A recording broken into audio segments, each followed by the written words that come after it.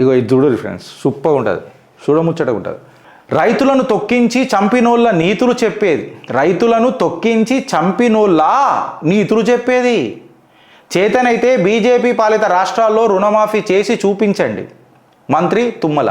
మీ లెక్క చెప్పి అబద్ధాలు చెయ్యరు బీజేపీ వాళ్ళు, చేయకుంటే బెటర్ దానికంటే. అయినా నువ్వు ఏ పార్టీలో ఉన్నావని తుమ్మల, తుమ్ము రాగానే పార్టీ మారుతావు. తుమ్ముకు పార్టీ మారిన తత్వం ఎవరిది అంటే తుమ్మలది. తుమ్ముకు పార్టీ మారేటోడు ఇలా భారతీయ జనతా పార్టీకి చెప్తున్నాడు చూడు, నాకు సిగ్గు బాయిలదుంగ్ సాగుబుద్ధి అవుతుంది. ఉన్నది అరే ఏదైనా ట్యాంక్ ఇక్కడ ప్లాస్టో ట్యాంక్ వీళ్ళకి ఇస్తలేరు, వీళ్ళకి అడ్వర్టైజ్మెంట్ కూడా ఇస్తలేరు V6 వాళ్ళకు. తుమ్మల నాగేశ్వర గారు ఏం మాట్లాడుతున్నారండి? అడ్డమైన ప్రామిస్లు భారతీయ జనతా పార్టీ చెయ్యదు, అది తెలుసు. ఈ వెనకటికి ఇచ్చిర్రు, వాళ్ళకు కూడా బెడిసి కొట్టింది అది. ఇప్పటి నుంచి అట్లాంటివి మాటలు ఉండయి భారతీయ జనతా పార్టీలో. చెప్తే చేసుడు. 100 రోజుల మోదీ పాలన చూడుండ్రు ఒకసారి రిపోర్ట్ కార్డ్. 100 రోజుల రేవంత్ రెడ్డి పాలన చూద్దాం మీ రిపోర్ట్ కార్డ్. చర్చకు సిద్ధమా? కెమెరా తీసుకొని వస్తా, చెప్పగలుగుతారా? రైతు రుణమాఫీ అందరికీ దక్కిందా? రైతు భరోసా అందరికీ దొరికిందా?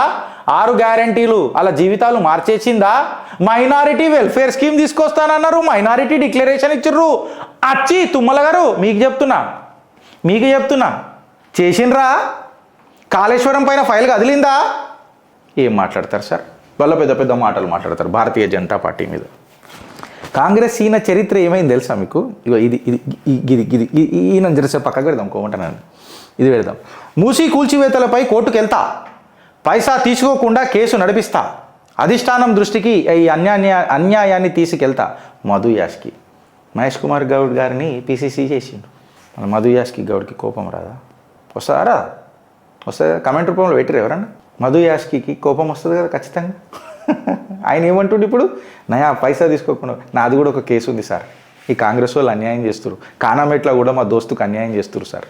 పాపం నా దోస్తానంటే నాకు ముఖం తెలియదు, యూకేకి మెసేజ్ పెట్టి నేను మాట్లాడినా, వాళ్ళకు కూడా అన్యాయం చేస్తారు సార్. ఏదో కాంగ్రెస్ వాళ్ళే ఉన్నారట అందులో కూడా. అడిగింది దోసుకుంటుర్రు, అడగంది దోసుకుంటుర్రు, కనిపించింది దోసుకుంటుర్రు, కనిపించింది దోసుకుంటుర్రు, తిన్నా దోసుకుంటుర్రు, కక్కినా దోసుకుంటుర్రు, ఏరిగినా దోసుకుంటుర్రు, ఆఖరికి పియ్యి కుప్పలు కూడా సంచులు వేసుకుంటారు. ఏమో పచ్చగున్నాయి, బంగారం ఉండొచ్చు, నల్లగున్నాయి, బొగ్గులు ఉండవచ్చు అని ఏదో వదిలిపెట్టరు వీళ్ళు. పీతి పితాంబరి గాళ్ళు అని అంటారు కదా, వాళ్ళంతా కాంగ్రెస్ వాళ్ళు ఉంటారు. మధు యాష్కైనా నా కేసు కూడా కొట్లాడే పాదాభివందనం చేస్తే నీకు నిజంగా చెప్తుంది. కాంగ్రెస్ వాడు అయ్యి ఉండి అలా భారతీయ జనతా పార్టీ కార్యకర్తకు కేసు కొట్లాడిండు అన్న చరిత్రలో నిలిచిపోతావు అన్న కాంగ్రెస్కి అగేన్స్ట్గా. నేను కలవమంటే కలుస్తాను మిమ్మల్ని, నేను ఫోన్ చేస్తాను మీకు.